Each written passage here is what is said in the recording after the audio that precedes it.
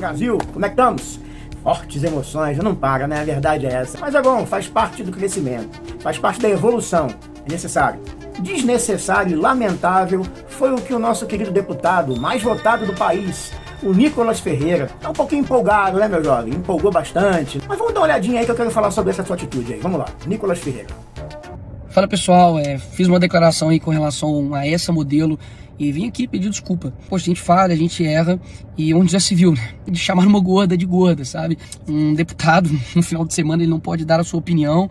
Mas essa carta do deputado, um deputado não pode não. Você pode ser o Papa, o presidente dos Estados Unidos, você pode dar sua opinião, desde que ela seja respeitosa. Desde que você tenha noção de que você agora está representando o povo mineiro. Não é pouca coisa não. Mas vamos continuar aqui com o seu pedido de desculpa, vamos lá.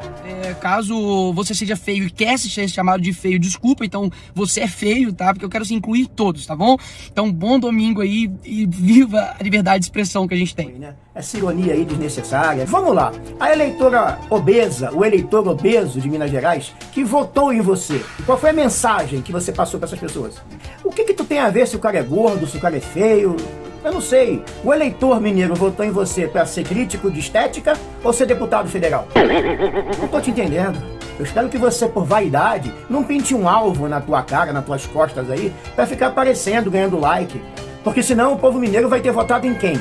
Num jovem talentoso, num jovem promissor na política mineira ou no Felipe Neto no Congresso? Ai! Mal, né? Porque a paz não vai ter aqui, vai ter guerra, tá? Fizeram 4 anos de guerra contra a gente, agora chegou a época da colheita. Sendo sarcástico, a troco de quê? O que tu ganhou com isso? O mineiro definitivamente não votou em você pra isso, Nicolas, mas não foi mesmo. Cuidado, você pode se transformar no mesmo monstro que você prometeu pro povo mineiro que ia pra lá combater. Vai por aí não, que tu mandou mal a beça nessa aí. E eu vou deixar uma dica pra você, quando você tiver um tempinho, assista esse filme aqui, ó.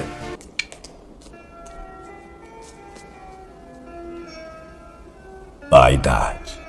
Definitivamente meu pecado favorito. Se liga nela aí. Vai te fazer bem.